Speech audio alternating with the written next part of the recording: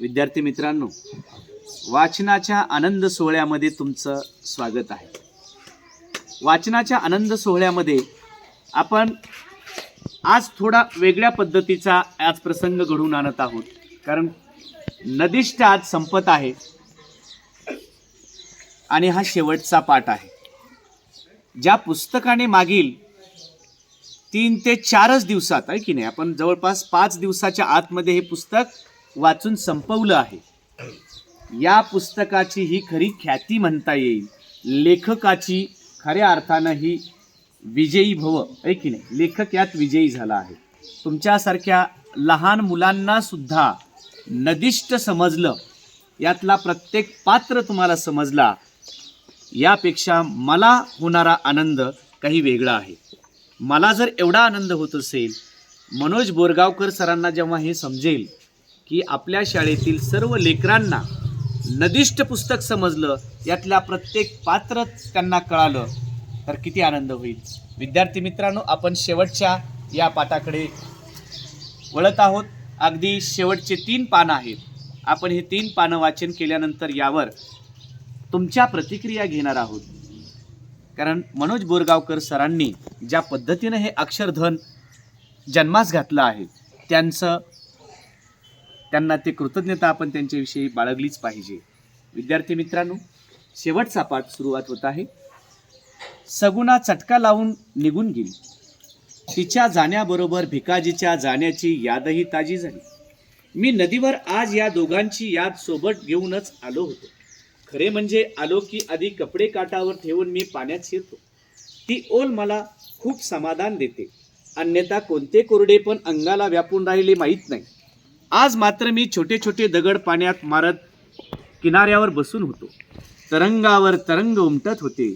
त्या दोघांचे जाणेही माझ्या मनात खोलवर अनेक तरंग उमटून जात होते. माझ्या नकळत नदीच्या साक्षीने या साऱ्यात मी गुंतलो होतो. या नदी किनाऱ्यावरच्या गेल्या 10 वर्षाच्या मुसाफिरीतून काही गोष्टी ठळकपणे अधोरेखित झाल्या होत्या. या स्वभावासाठी किंवा इथल्या माणसांसाठी ही नदी मोलाची, लाख मोलाची आहे. तिचे असणे त्यांच्या अस्तित्वाशी निगडीत आहे. वाटून गेले युगानुयुगापासूनच्या आपल्या असण्यातून नदीच काढून टाकली तर बाकी काय शिल्लक उरेल. तिचे असणे तिच्या प्रवाहापुरते मर्यादित नाही, तर इथल्या सामाजिक, आर्थिक, ऐतिहासिक, धार्मिक, सांस्कृतिक जगण्याचा ती अविभाज्य भाग आहे. या कशाविषयी ठाम विधान करण्या एवढा माझा वकूफ नक्कीच नाही आणि माझी अवकातही नाही. माझी अवकात ती केवढी? गोदामाईचा हा 1500 मीटरचा पट्टा, या एवढ्याशा टापूत दिवसातला एखादा 2 तास वावरणारा मी, माझा पदर तो केवढा. पण यातूनही जे काही घडत गेले ते माझ्यासाठी आणि माझ्या पुरते तरी अविश्वसनीय असेच होते. त्या सुनसान नदी किनाऱ्यावर एका तृतीयपंथी बरोबर तासनतास बसणे ही कदाचित माझ्या चाकोरीबद्ध आयुष्यातील सगळ्यात ऐतिहासिक घटना असावी. पण शतकानुशतके हजारो मैल वाहणाऱ्या या गोदामाईच्या दृष्टीने ही कणभर वाळू एवढीच घटना, असे अनगणित कण तिच्यासोबत उदरात सामावलेले. भिकाजी अस्वस्थ करून गेला. त्या दिवशी चिंचेवर ते रानमांजर आले नसते तर त्याच्या आत दडलेलं असं काही उफाळून बाहेरही आलं नसतं. सगुणा खोलवर उतरत गेली. एवढ्या भेटीत तिने एकदाही न वाजवलेली टाळी माझ्या मनात घुमत राहिली. प्रसादने एक विस्मयकारक जगाचे ट्रेलर दाखवून दिले. बामनवाडने मासे पकडणारा भुई यांच्या पलीकडे असलेली त्यांची ऐपत उभी केली. सकीना बी चटका लावून गेली. तिचा माती मिले हा शब्द मी मातीत मिळून गेल्यानंतरही कायमचा लक्षात राहिला. ती इरसाल शिवी असली तरी सकीना बी कडून ऐकताना ती शिवी कधीच वाटली नाही. नदीवर अतोनात जीव लावणाऱ्या दादारावचा आवाकाई फार थोर होता. कालू भैयाची या परिसराशी असलेली डीप अटॅचमेंट मनस्वी होती.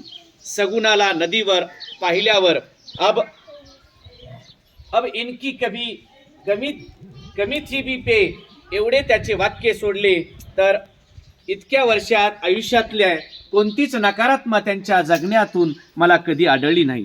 ही माणसे आणि प्रसंग कायम मनावर कोरून राहिले. मला राहून राहून वाटते हीच माणसे नदीच्या परिसराव्यतिरिक्त आणखी कोठे भेटली असती तर त्यांच्या जगण्याचे अंतरंग माझ्यासमोर खुले झाले असते का. सगुणाने मला नदीवर पाहिले होते, त्यामुळेच त्या दिवशी ती रेल्वेमध्ये माझ्यासमोर मोकळी झाली असावी.